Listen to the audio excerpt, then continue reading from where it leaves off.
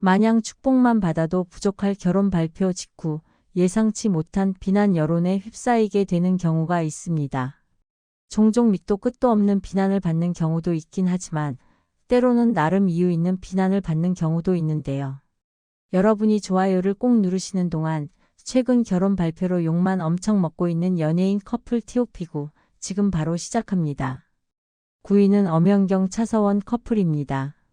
드라마 청일전자 미쓰리와 두 번째 남편에서 연달아 호흡을 맞추며 케미 폭발을 보여주더니 결국 현실에서도 연인이 된 두 사람.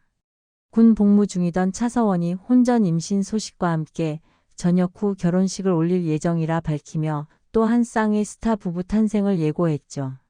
하지만 돌아온 반응은 축하보다는 싸늘한 비난이었습니다. 5살 연상 연하 커플이라서도 군 복무 중 임신 소식이라서도 아니었죠. 진짜 이유는 차서원이 출연했던 그 드라마 때문이었습니다. 바로 비이도적 연애담. 두 남자의 진짜 사랑을 그린 작품으로 차서원은 아이돌 출신 공찬과 함께 찐 케미를 선보였습니다. 두 사람의 숨막히는 연기 덕에 드라마는 국내외에서 폭발적인 반응을 얻었고 시즌2를 기다리는 팬들로 들끓었죠. 그런데 문제는 여기서부터였습니다. 극중 두 남자의 절절한 사랑에 너무 몰입했던 일부 여성 팬들이 현실과 픽션의 경계를 놓아버린 겁니다. 설마 연기 아니었겠지? 라며 차서원의 결혼 소식에 분노하고 진짜 사랑이라 믿었는데 배신감 느낀다는 반응까지 쏟아졌죠. 급기야 이 결혼에 다른 의도가 있는 거 아니냐는 음모론에 여자친구를 만들어 이성애자인 척하려는 것 아니냐는 황당한 주장까지 등장했습니다. 심지어 두 사람의 앞날에 가시밭길만 있길 바란다는 저주 섞인 댓글로 도 넘은 악플 세례가 이어졌죠. 아이러니하게도 연기 잘한 죄 하나로 욕을 먹게 된 차서원은 결국 직접 손편지를 써 팬들에게 사과해야 했습니다. 현실과 연기를 구분 못하는 팬들의 과몰입 탓에 결혼식조차 눈치 보며 올려야 했던 셈이죠. 정작 잘못한 건 아무것도 없는데 진심으로 연기한 대가가 결혼 비난이라니 참 씁쓸한 일 아닐까요? 아마 그 모습을 지켜본 공찬 역시 여러 감정이 교차했을 겁니다. 연기 속 사랑은 끝났지만 현실의 여론은 아직도 드라마보다 더 자극적이니까요. 8위는 에일리 최시훈 커플입니다. 대한민국을 대표하는 여성 솔로 보컬리스트 에일리. 그녀는 2024년 말 3살 연하의 배우 출신 사업가 최시훈과의 결혼을 발표하며 이제 나도 품절려다 선언을 했죠. 하지만 축하의 박수는 오래가지 못했습니다. 결혼 발표와 동시에 팬들 사이에서는 묘한 불안감이 피어올랐는데요. 이유는 단 하나, 바로 그녀의 예비 신랑 최시훈의 과거였습니다. 무명 배우 시절을 전전하던 그는 연예 예능 솔로지옥 출연으로 얼굴을 알렸습니다. 당시 화제의 여성 출연자 프리지아와 러브라인을 맺으며 잠시 주목받았지만 인기가 올라간 만큼 의혹도 함께 따라왔죠. 3회차 방송 직후 한 온라인 커뮤니티에 최시훈은 호스트 출신 클럽 죽돌이라는 폭로 글이 등장했습니다. 글은 곧 삭제됐지만 이미 불씨는 번져나갔습니다. 무엇보다 상황이 너무도 그럴듯했죠. 실제로 연예계에는 호스트 출신 남성과 결혼한 여성 스타 사례가 꽤 있었고 그들의 치밀한 공사 기술은 이미 전설처럼 회자될 정도였으니까요. 그러니 팬들이 에일리도 결국 그들의 타깃이 된 건 아닐까? 의심한 것도 무리는 아니었습니다. 결국 최시훈을 향한 비난은 눈덩이처럼 불어났습니다. 그는 잡지 인터뷰를 통해 행사 아르바이트 시절 사진이 중국에서 왜곡된 것 같다고 해명했지만 이미 번진 불씨는 쉽게 꺼지지 않았습니다. 수개월 후 그는 자신의 SNS에 한국어와 중국어로 다시 한번 해명문을 올렸습니다. 게다가 경제권은 따로 관리한다고 강조하며 자신이 에일리의 재산에 손댈 생각은 없음을 공개적으로 천명했죠. 팬들의 불안한 마음을 달래기 위한 안심 카드였던 셈입니다. 하지만 이미 한번 생긴 의심은 쉽게 지워지지 않죠. 그 정도 다짐으로 신뢰를 되찾을 수 있을까? 아마 많은 팬들이 속으로 그렇게 중얼거렸을 겁니다. 결혼식은 아름다웠을지 몰라도 그들을 향한 시선은 여전히 따뜻하지 않았습니다. 연예계 대표 보컬의 러브스토리가 이렇게까지 불협화음으로 들릴 줄은 누가 알았을까요? 7위는 한이 양재웅 커플입니다. EXID의 역주행 신화 위아래 이후 설현 아이린과 어깨를 나란히 하며 비주얼 센터로 불렸던 한이. 그녀는 10살 연상의 정신건강의학과 전문의이자 방송인 양재웅과의 교제를 인정한 지 4년 만인 2024년 6월 자신의 SNS에 직접 손편지를 올리며 결혼 소식을 전했습니다. 처음엔 모두가 드디어 한이도 행복을 찾았구나라며 축하를 보냈죠. 하지만 그 따뜻한 분위기는 오래가지 못했습니다. 단 한 사건으로 인해 이들의 결혼 준비는 순식간에 여론의 폭풍 속으로 빨려 들어갔습니다. 논란의 주인공은 다름 아닌 예비 신랑 양재웅이었습니다. 문제는 단순한 연애사도 사생활 루머도 아니었습니다. 2024년 5월 그가 운영하던 병원에서 30대 여성이 심정지 상태로 발견됐습니다. 그 여성에게 코끼리조차 쓰러뜨린다는 강력한 약물을 처방했다는 사실이 알려지면서 그의 의료 판단이 과연 정상적이었는지 의문이 제기되기 시작했죠. 특히 환자가 위독한 상황에서도 이송 조치 없이 1인실에 격리된 채 약물만 투여됐다는 점이 밝혀지자 정말 이게 전문의의 처방이 맞느냐는 비판이 쏟아졌습니다. 그리고 그 불똥은 어이없게도 한이에게까지 튀었습니다. 의료사고 직후의 결혼 발표라니 정말 몰랐을까? 대중의 시선은 축하 대신 냉소로 바뀌었죠. 결국 비난이 거세지자 두 사람은 9월로 예정돼 있던 결혼식을 무기한 연기했습니다. 하지만 자신의 병원에서 환자가 세상을 떠난 지 얼마 지나지 않아 결혼을 알린 양재웅을 향한 여론은 끝내 식지 않았습니다. 더구나 그가 유가족에게 건넨 사과도 병원장으로서 직접 한 것이 아니라 연예인처럼 소속사를 통해 보도자료 형식으로 전해지면서 사과의 진정성마저 완전히 무너졌죠. 의사로서의 책임은 흐릿하고 예비 신랑으로서의 이미지도 추락한 지금. 한이와 양재웅 이 커플에게 남은 건 사랑의 시험일까요? 아니면 여론의 심판일까요? 아무리 봐도 의학 드라마보다 더 비현실적인 전개입니다. 6위는 최여진 김재욱 커플입니다. SBS 예능 돌싱 포맨에서 최여진은 드디어 인생의 짝을 만났다며 7살 연상의 돌싱 남성과 진지한 관계임을 고백했습니다. 이 사람과 끝까지 함께하고 싶다는 말로 사실상 결혼이 머지않았음을 암시했죠. 그리고 얼마 지나지 않아 또 다른 방송을 통해 세간의 궁금증을 자극하던 예비 신랑의 정체가 드러났습니다. 그런데 공개된 이름은 모두를 놀라게 했습니다. 그 남자는 다름 아닌 과거 최여진이 일주일 중 5일을 수상스키에 바쳤던 시절 직접 그녀에게 수상스키를 가르쳐줬던 지도자 김재욱이었습니다. 더 놀라운 건 당시 김재욱은 이미 유부남이었고 그의 아내는 최여진에게 숙식을 제공하며 그녀를 딸처럼 챙기던 사람이었다는 사실입니다. 최여진 역시 두 사람을 나에겐 아빠, 엄마 같은 존재라며 한 가족처럼 지냈다고 고백했었죠. 그런데 세월이 흘러 그 아빠 같은 사람과 결혼을 발표했습니다. 누가 봐도 충격적인 전개였죠. 이후 대중은 고개를 갸웃거리기 시작했습니다. 혹시 그때부터 뭔가 있었던 건 아닐까? 같이 지내던 시절 이미 감정이 싹 텄던 건 아니냐? 이런 의혹이 꼬리를 물었고 두 사람은 강하게 부인했지만 여론은 식지 않았습니다. 급기야 김재욱의 전 아내가 직접 나서 내가 아니라고 하는데 왜들 이래? 라며 최여진을 감싸고 나섰지만 대중의 반응은 냉담했습니다. 오히려 본인이 아니라고 하면 다인가? 라는 반응만 늘어났죠. 사실 그들의 해명이 진실이라 해도 대부분의 사람들은 부모처럼 따르던 사람과 연인 관계가 되는 일을 쉽게 받아들이기 어렵습니다. 이건 단순한 나이 차이의 문제가 아니라 도덕적 선을 건드린 관계의 거리감 때문이죠. 그럼에도 불구하고 두 사람은 세상의 시선보다 자신들의 감정을 택했습니다. 사랑은 죄가 아니다라고 외치듯이요. 하지만 아무리 운명이라 해도 아빠처럼 여겼다던 남자와의 결혼이라는 문장은 쉽게 납득되진 않습니다. 모든 사랑이 아름다운 건 아니니까요. 그래도 결국 이들이 모든 비난을 감수하고 선택한 길이라면 진심으로 바랄 수밖에 없습니다. 부디 이 논란의 사랑이 최소한 그들만이라도 행복한 결말로 이어지길 말이죠.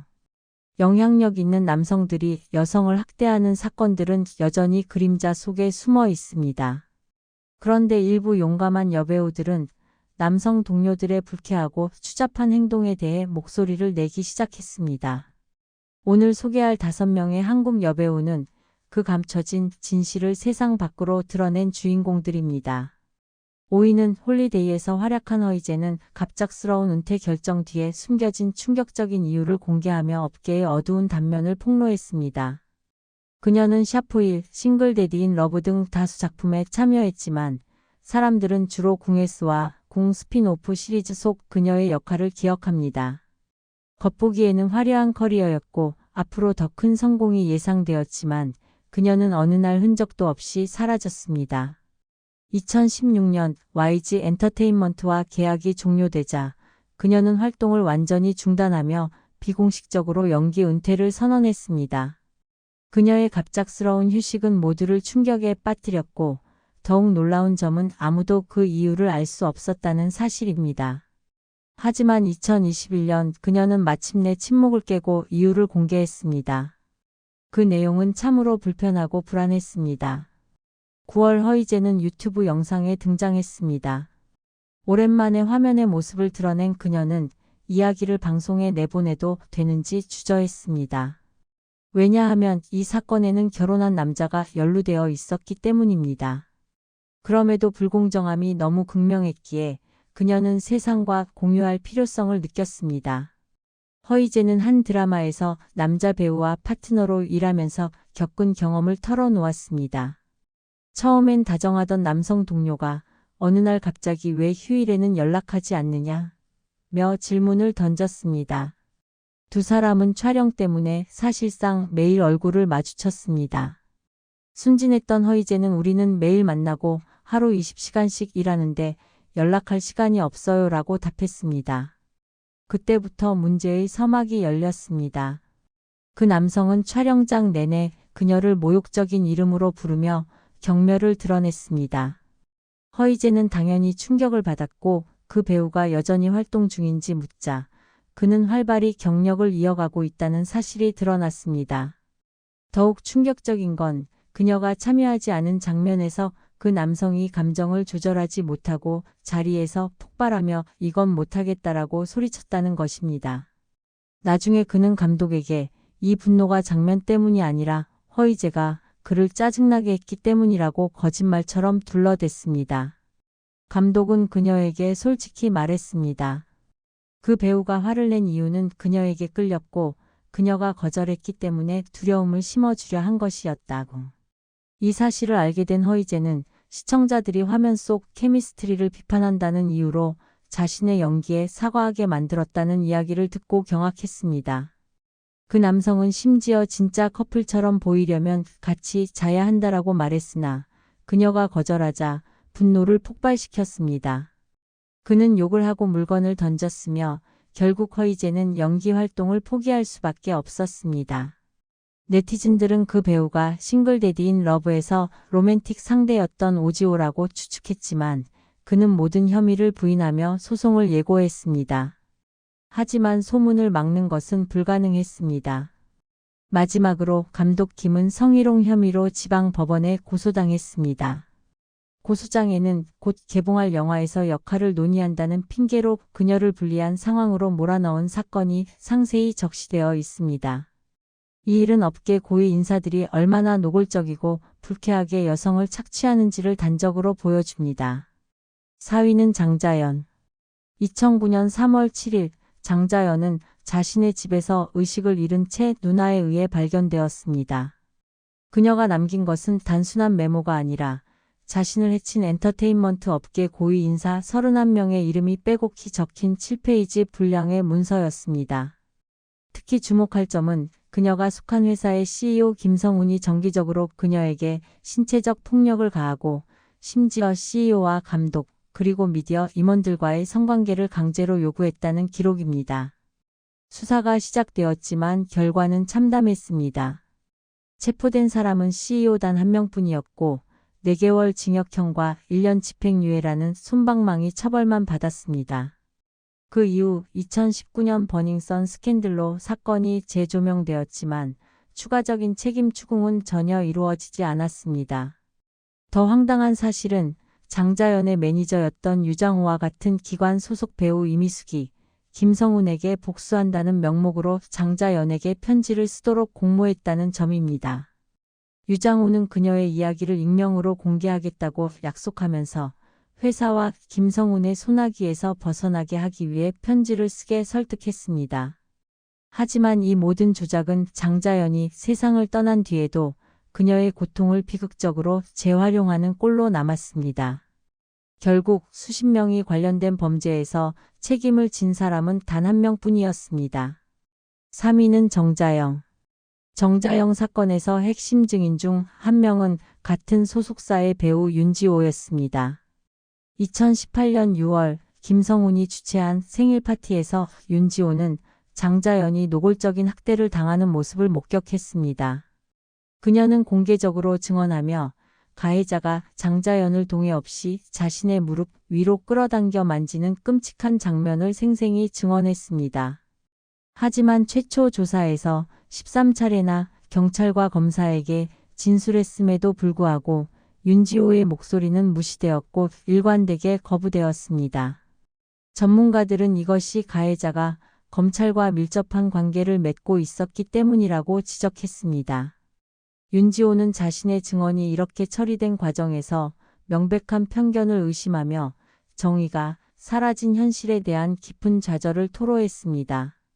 이 사건은 그녀에게 심각한 정신적 상처를 남겼으며 결국 전문적인 정신치료와 입원 치료까지 필요하게 만들었습니다.